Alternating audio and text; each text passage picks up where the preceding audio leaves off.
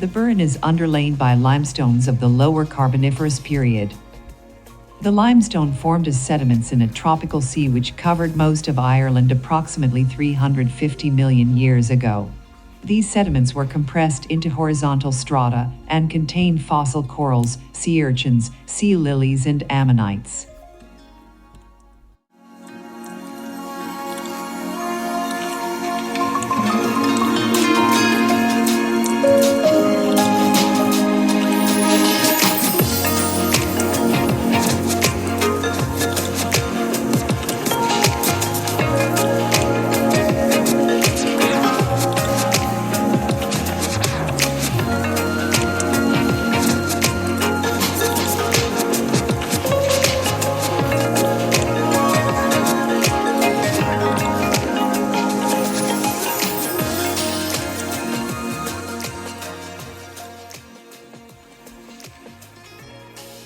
Situated on one of the most desolate and highest points of the region, Poulnabrone tomb comprises 3 standing portal stones supporting a heavy horizontal capstone, and dates to the Neolithic period, probably between 4200 BC and 2900 BC.